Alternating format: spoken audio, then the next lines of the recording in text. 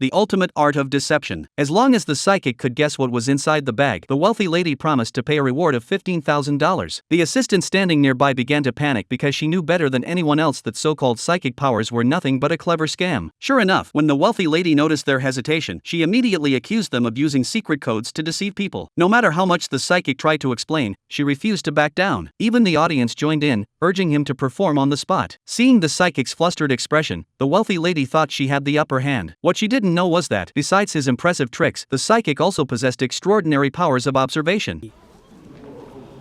Nickel plated நான் நினைக்கிறேன். பார்க்கலாமா? When the wealthy lady pulled out a delicate little handgun, the atmosphere in the hall reached its climax. In that moment, the psychic's reputation spread like wildfire throughout the elite circles. Yet, no one knew that just a few months earlier, this so-called psychic had been nothing more than a handyman in a traveling circus. Determined to master the art of mind reading, he once went to extreme lengths. He staged an incident where he left his mentor, pretending he had drunk himself unconscious, abandoned on the street. During the chaos, he stole his mentor's notebook. Thanks to his remarkable talent, he quickly grasped the essence of mind reading and used this skill to win the affection of a young woman named Molly. But Stan's ambitions went far beyond love. He wanted to take mind reading to new heights, and soon, his chance arrived. When the police raided the circus, the ringmaster grew anxious. He feared that the discovery of the caged wild man would ruin their business. Panic spread through the troupe. At the critical moment, Stan stepped forward.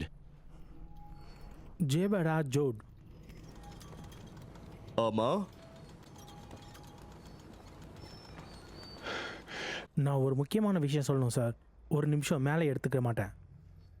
நான் ஒரு செய்தியை சொல்லணும்.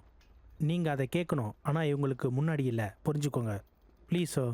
Not only did he call out the sheriff's full name, but he also accurately mentioned his mother's name. The sheriff was stunned. Stan claimed he was a psychic and could see the sheriff's mother urging him to be kind. Only through compassion could he achieve true greatness. The newly appointed sheriff, unfamiliar with such tricks, believed his faith had been validated. After a brief inquiry, he left without further action. Once the danger had passed, Stan revealed his secret to the others. He had deliberately bumped into one of the officers earlier, catching a glimpse of the sheriff's full name on the search warrant. He also noticed the sheriff wore mismatched shoes, which led him to deduce the man had likely suffered from polio as a child. As for the message from the sheriff's mother, that was pure improvisation. This bold performance made Stan a legend in the carnival. Not only did he become the star of the show, but he also fully captured Molly's heart. With love on his side and fame within reach, he knew it was time to move on to a grander stage. However, before leaving, there was one mystery Stan couldn't figure out. The man locked in the dungeon was perfectly normal, so why would he willingly play the part of a wild man? When Stan posed the question, the ringmaster didn't hold back. He admitted that no training was needed. Just a few drops of a special drug, and even the most stubborn person would submit without resistance. With this final piece of knowledge, Stan and Molly left the carnival behind without looking back.